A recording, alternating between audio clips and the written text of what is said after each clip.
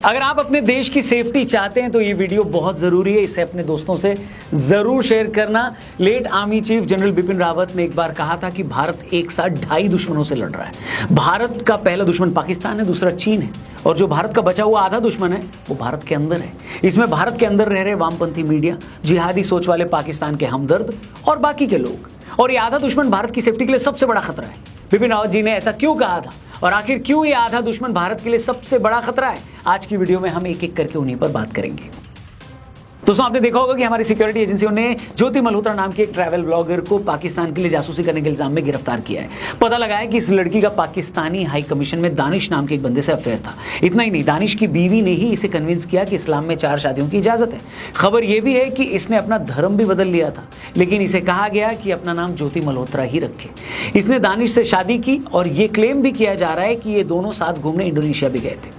अब ये बंदी पिछले सालों में 3 बार पाकिस्तान गई। सबसे हैरानी की बात यह है कि पहलगाम हादसे से पहले वहां घूमने गई थी, फिर पाकिस्तान भी गई।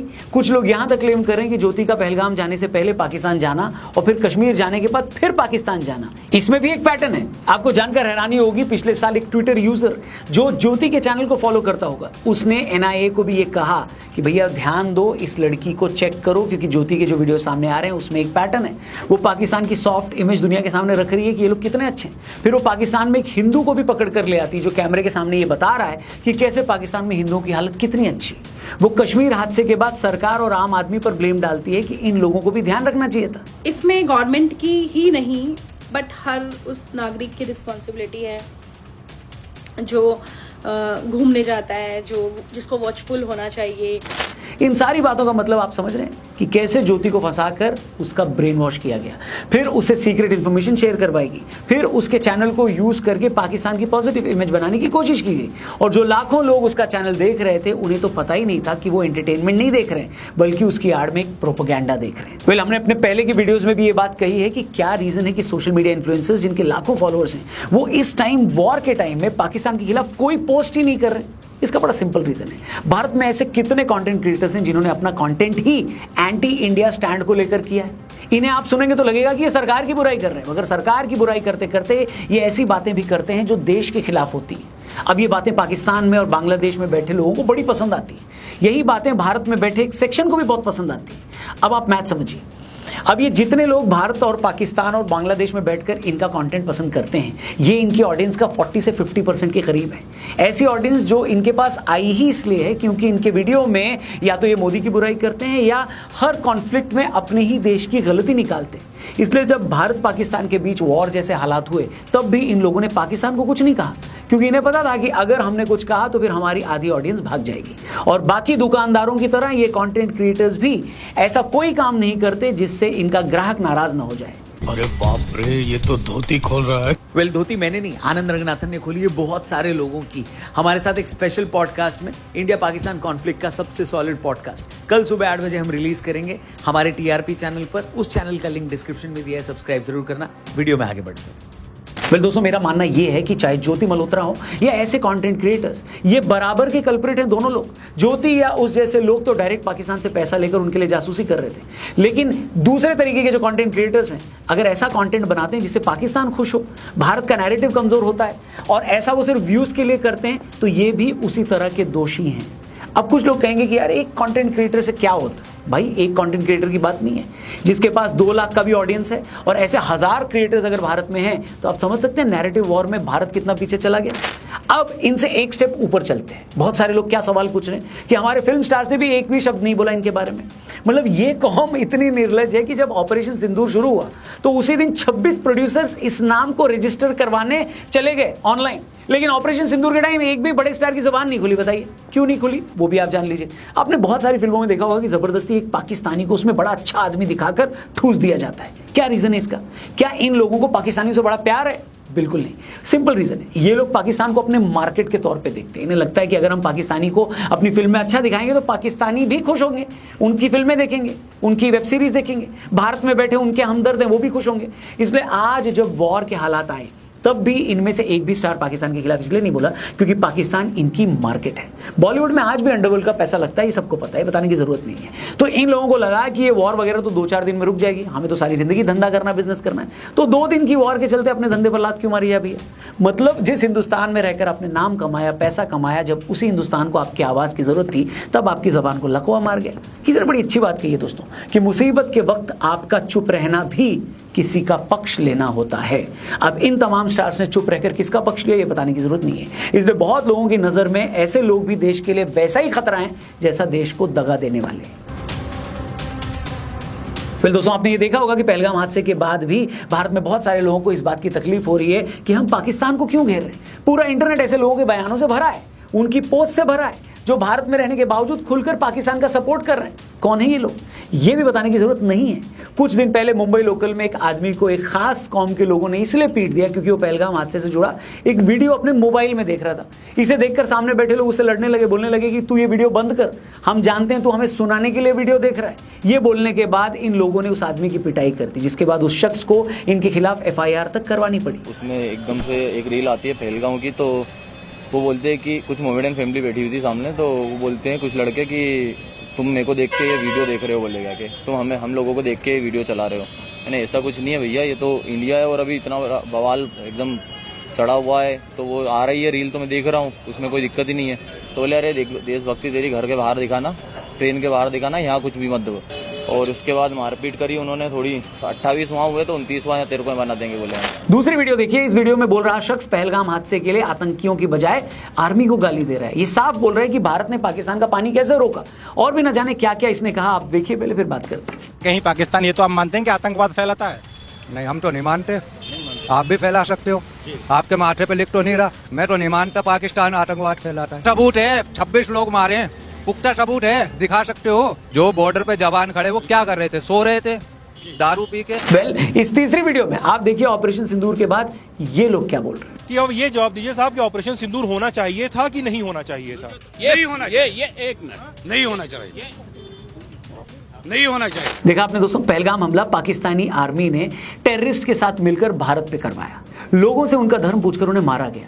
हमले के कुछ दिन पहले पाकिस्तान का जो आर्मी चीफ है आसिम मुनीर, उसने धमकी भारत को दी और ये लोग इसके बावजूद पाकिस्तान के साथ हमदर्दी दिखा रहे हैं। ये लोग उल्टा भारत से सवाल पूछ रहे हैं। इन लोगों को इस बात की तकलीफ हो जाती है कि तुमने सड़क पर पाकिस्तानी झंडा क्यों रख दिया। कई जगह तो लोग इस बात पर लड़ लिए कि तुमने पाकिस्तानी झंडा सड़क पर क्यों बिछा दिया। मैं फिर से इस बात को अंडरलाइन कर दूं दोस्तों कि ये लोग अपनी पूरी कौम को रिप्रेजेंट नहीं करते, लेकिन सवाल ये भी है कि अगर ऐसी सोच रखने वाले थोड़े बहुत लोग भी हमारे अंदर हैं तो ये देश के लिए कितनी खतरनाक बात है। जो लोग वॉर के हालात में भी पाकिस्तान को सपोर्ट कर रहे हैं, खुलकर उनका समर्थन कर रहे हैं, इस बात की क्या गारंटी है कि वो चोरी छिपे उसी पाकिस्तान की हेल्प नहीं कर रहे होंगे। एक ज्योति मल्होत्रा पकड़ी गई तो कितने लोग ये बोलने लगे कि अरे देखो, इनकी जगह अगर कोई दूसरे मजहब की होती तो अब तक पता नहीं क्या हो जाता। इन चिलगोजों को जाकर कोई बताए कि अरे ढक्कन, जो 6 लोग अभी पकड़े गए हैं ना, उनमें बाकियों के मजहब क्या है, जाकर जरा चेक कर लो। जाकर ये भी चेक कर लो कि जब से पहलगाम हादसा हुआ है तब से भारत के खिलाफ पोस्ट करने वालों में जो लोग गिरफ्तार हुए हैं उनका मजहब क्या है। इन लोगों से ये भी पूछ लो कि ज्योति और इन 5 लोगों से पिछले 3 हफ्तों में देश के अलग अलग कोनों से जो जासूस गिरफ्तार हुए हैं उनका मजहब क्या है। 1-2 ज्योति मल्होत्रा के पकड़े जाने से तुम ये एस्टैब्लिश नहीं कर सकते कि जासूसी तो कोई भी कर सकता है, उसका कोई भी धर्म नहीं होता। ऐसी बात नहीं है। ऐसा बोलकर खुद को और देश को मूर्ख बनाना बंद करो। ये सच है कि जासूसी कोई भी कर सकता है, लेकिन सवाल ये है कि जासूसी करने वाले का मोटिव और उसकी इंस्पिरेशन क्या है। कोई इंसान हनी ट्रैप होकर जासूस बन जाता है, कोई आदमी पैसे के लालच में जासूस बनता है, और कोई इंसान अपनी जिहादी सोच के चलते जासूस बनता है। अब जितने जासूस इन दिनों पकड़े गए हैं, जाकर उनकी पहचान चेक कर लो, अपने आप समझ में आ जाएगा कि किसका क्या मोटिव था। मैं इन आम जिहादियों की बात क्या करूं, जो बड़े बड़े नेता भी पाक परस्ती वाली बात करते हैं, उनका क्या इलाज है भैया बताओ जरा। जो महबूबा मुफ्ती कुछ साल पहले तो खुद ये बोल रही थी कि आखिर कब तक पाकिस्तान को पानी देने के चक्कर में हम कश्मीर की जनता के साथ नाइंसाफी करते रहेंगे। आज जब भारत ने पाकिस्तान का पानी रोक दिया है और उमर अब्दुल्ला ये बोल रहे हैं कि इससे कश्मीर को कितना फायदा होगा, तो ये मोहतरमा उन्हीं पर गुस्सा निकाल रही है। अब अचानक इनका पाकिस्तान प्रेम निकलकर सामने आ गया है। इसीलिए मैं कहता हूं कि आप पाकिस्तान को तो हरा दोगे, उस पर्टिकुलर पाकिस्तान की हमने 2 दिन में क्या हालत की पूरी दुनिया ने देख ली, लेकिन आप अपने ही लोगों से कैसे निपटोगे जो पाकिस्तान के प्रति प्यार दिखाने के चक्कर में अपने ही देश के खिलाफ हो जाते हैं। पाकिस्तान से आने वाली मिसाइल से तो हमारा एयर डिफेंस सिस्टम निपट लेगा, लेकिन उन भारतीयों का क्या करें जो पाकिस्तान के खिलाफ लड़ाई रोकने के लिए भारत में सड़कों पर आ रहे हैं।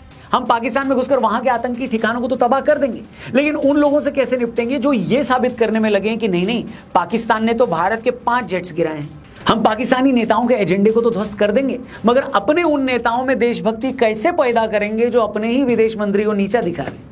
मुझे अभी भी याद है जब अमेरिकी राष्ट्रपति बिल क्लिंटन ने भारतीय प्रधानमंत्री से पूछा था कि 26/11 के हमले के बाद भी भारत ने पाकिस्तान पर अटैक क्यों नहीं किया, तो उनका जवाब था अगर हम ऐसा करते तो देश में राष्ट्रवादी राजनीति को हवा मिल जाती। मतलब जिस दुश्मन देश ने आपके 250 लोगों को मार गिराया, उस देश को सबक सिखाने से पहले आप ये सोच रहे हैं कि ऐसा करने से हमारी विपक्षी पार्टी को फायदा तो नहीं हो जाएगा। मतलब सोचिए, अब जिसमें इस सोच के साथ राजनीति भरी होती है वो दुश्मन से कैसे बच पाएगा।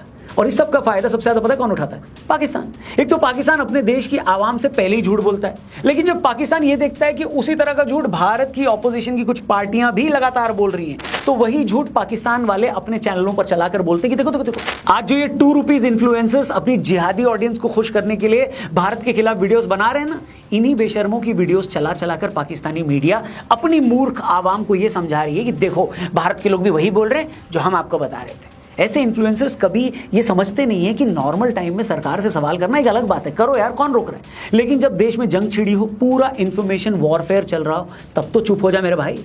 उस वक्त भी अपने दुश्मन से सवाल अगर नहीं पूछ सकता तो कम से कम अपनी सरकार और फौज पर तो सवाल मत उठा। मैं आपसे पूछता हूं, अगर वॉर का टाइम है, आपके दिमाग में सरकार के खिलाफ कोई बात है, आप उस टाइम पे क्या करोगे? ये सोचकर खुश हो जाओगे कि नहीं नहीं मेरे को तो अपनी भड़ास निकालनी है, मैं तो निकालूंगा, या ये सोचकर रुक जाओगे कि यार कहीं मेरी बात का गलत इस्तेमाल हमारा दुश्मन देश ना कर ले? ये जितने लोग आज पाकिस्तान के चैनलों पर छाए हुए हैं ना, ये वही लोग हैं जिन्हें देश की इज्जत से ऊपर अपनी भड़ास लगती है। युद्ध के टाइम भी जो ये सोचते रहे कि हमारी जिहादी ऑडियंस कहीं भाग ना जाए, ये लोग भी उस ढाई दुश्मन का बड़ा हिस्सा है।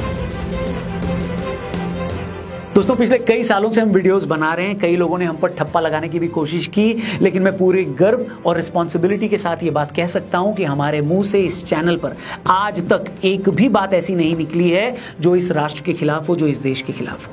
हमने एक भी बात ऐसी नहीं बोली है जिसे दिखाकर हमारा दुश्मन देश हमारे देश यानी भारत को शर्मिंदा कर सके। एंड में बस ये कहूंगा दोस्तों कि आगे से किसी भी कंटेंट क्रिएटर को अगर पाकिस्तान के गुण गाते देखो, युद्ध के टाइम ये बोलते देखो कि डीएस्केलेट, स्टॉप वॉर, तो समझ जाना कि उसकी प्रॉब्लम क्या है। अगर आगे से किसी यूट्यूबर को ऐसी बात बोलते देखो जिससे सुनकर हमारा दुश्मन खुश हो जाए, तो जान लेना उस यूट्यूबर का एजेंडा क्या है। ये है देश के लिए असली खतरा, 2.5 खतरे का वो आधा खतरा जो बाकी 2 खतरों से भी ज्यादा बड़ा है। हमें इस खतरे को पहचानना है, अलर्ट रहना है, रिपोर्ट करना है राइट टाइम पे।